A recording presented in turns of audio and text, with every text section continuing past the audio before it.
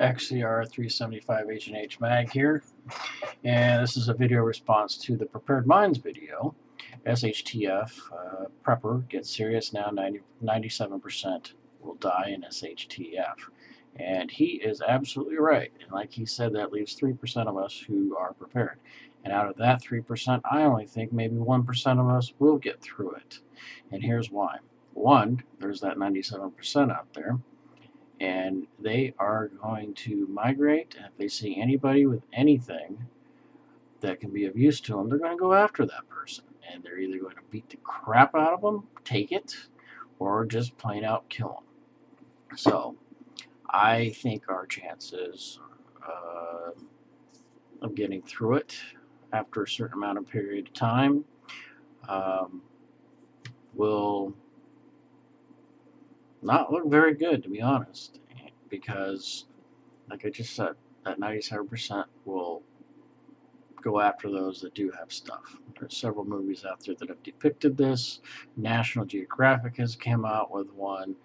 I believe one of them is National Geographic After Armageddon or something like that. And it's watered down, and they don't show a whole lot of detail, but they do bring up some good points.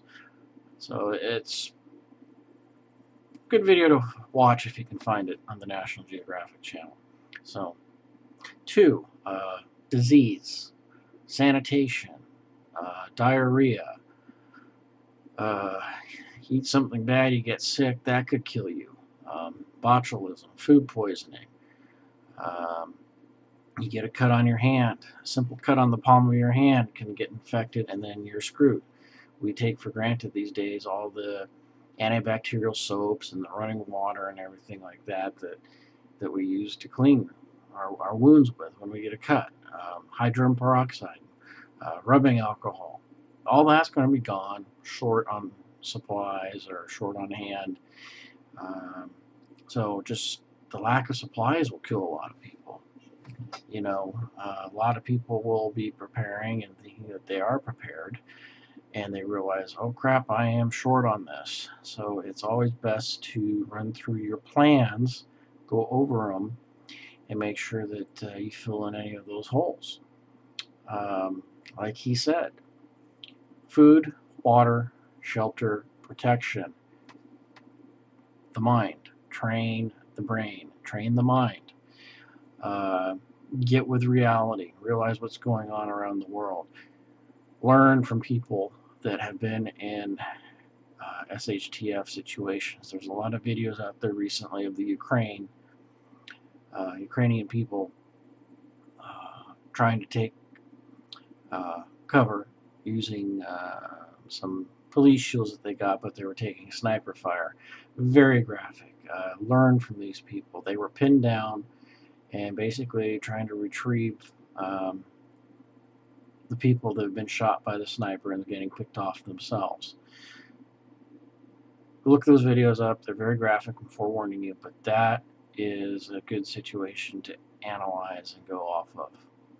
But back to his question, how many of us? Like I said, maybe 1%. And even then, that's going to be tough because, like I said, you got so many variables out there and you can't control them all. Yeah, you can have multiple exit routes out of a big city like I do. But you know what? I make a wrong turn, go down to a street that's got a mob, and they see me, and they can see if there's any supplies in the car or any type of shape of supplies in the car. Car's got gas. Gas is going to be worth something. That's an oh shit situation. And, you know, wrong turn here, bad luck, a bridge is down or it's blocked. So there's lots of things that can cause you to kick the bucket. I mean, I could kick the bucket tomorrow morning driving to work, get into a car accident. Hopefully not. But the important thing is to be prepared for a situation. You know, I drive, I try to keep extra space around me on all four sides, so if I have to veer right, veer left, or slam on the brakes, I got plenty of room to try to avoid the accident. So it's planning. Plan, and train. And you know what, if you have firearms, go get training. And I'm talking about learn your basics, then go get tactical training, because that's what it's going to come down to. None of this, getting the perfect weaver stance or the perfect triangle stance and take your time on squeezing the trigger. You're really not going to have too much of that going on if you do get into a shootout or gunfight. So it's going to be shooting on the move, awkward positions, different positions, not the perfect weaver stance or the triangular stance. Isosceles stance, I think it is, or whatever. I use the weaver when I'm at the firing line. Anyway, so enough of that, but if you have guns, learn how to shoot them, get the basics down, then go to some courses that actually teach you tactics and how to hide behind cover and concealment. Learn it, because you're going to be using that a lot more than just standing there out in the open saying, here I am, and trying to shoot. But anyway, that's the advice I can give on the protection part.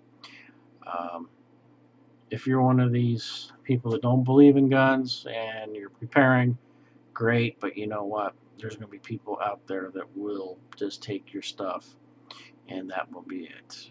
That will be all for you. And you'll be dead, and they'll have your stuff, and your family members will be dead.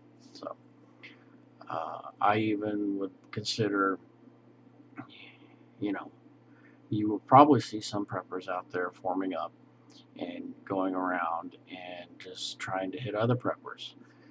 Not advocating that idea whatsoever, but it's a reality. You need to think about these things, okay?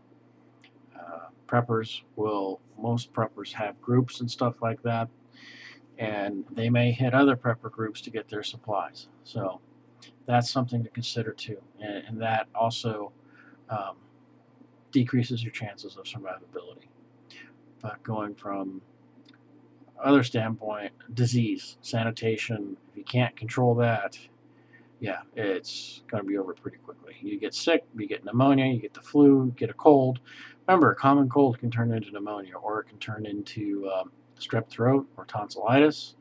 I had a cold, several months back. It turned into strep throat / tonsillitis, and I was out of work for a week on antibiotics to get rid of it. So, and I talked to the doctor. He said, "Yeah, well, over time, your body will eventually kill the infection, but you're going to be really uncomfortable. But at the same time, the tonsillitis could really transfer down to your kidneys. Then you could have kidney failure at a later stage. So, I mean, it's just without modern medicine or medical care, antibiotics, whatever you want to call it, your survivability goes down significantly. Doctor, dentist, you have an impacted tooth, infected tooth, that can cause infection to get in the bloodstream and you can die. A simple cut. So I would say without the modern medicine, even though Big Pharma has a strong say in stuff, still, our population would not be at such a large proportion today if there was not modern medicine. So, like I said, probably about 1% would survive out of the 3%. And of course, you'll have your stragglers and your one-offs and so forth, and you'll have a portion of the 97% who are going to learn really quick on how to prepare and what to do and what not to do.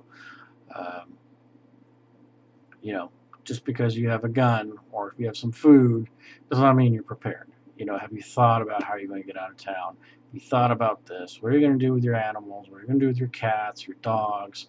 Okay, I have to take care of my child now. I got to take care of the wife. How am I going to do this? I mean, have you even discussed any of this? Would be my question with your family. So, what's the plan? Rehearse your plans. It's very important. We did a rehearsal several weeks back of getting the heck out of LA. And I gave us approximately an hour and a half to pack everything up in the car and get moving. And we came up with a lot of shortfalls, and we're in the process of correcting them. So it's important to practice, plan, practice, plan, practice, plan. So, famous saying, 7 P's, perfect practice prevents piss poor performance. So that's very important. Practice, practice, practice, but it has to be good practice. Anyway, I'm kind of rambling on here, and I'm just kind of doing this video off the cuff as usual. So, XCR 375 H&H mag, signing off. Thanks.